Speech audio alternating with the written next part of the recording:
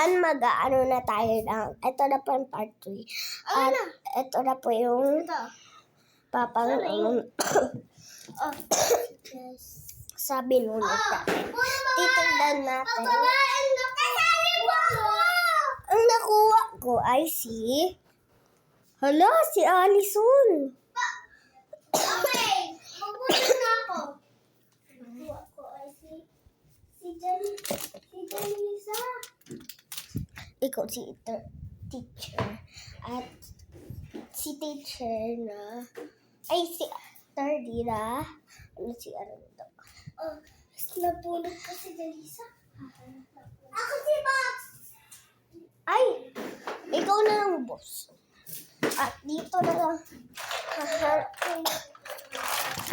Ito ang bibiling ko sa kay Allison, Claire, Pasyo. Ayan. Ayan siya. Bibili ko si Janisa. Yan. Yung gift ko. Ayan. Nabunod ko si Ate Tessa. Masaya ka. Ayan. Gusto ko ba tulog? Matutulog daw muna tayo. Alisa na, regalo ko sa'yo. Ayoko nun. Matutulog na ako. So, Regalo ko sa'yo. kasi gusto ko talaga matulog. Pakita talaga yung ano mo ko. Bukas pa ang bigayan. Roommate.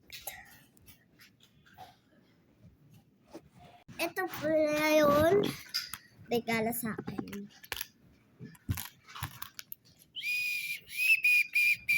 At ito pa. At ito pa. Ay, wala sa Tara na, iregalo na natin kay teacher. Teacher. Diba nabunod ko sa Alison? Hindi. At ito pa. Ngayon, comment na lang for part 4. Kunyari. Kasi, pupunta pang uuwi na tayo. Escape ko sa'yo.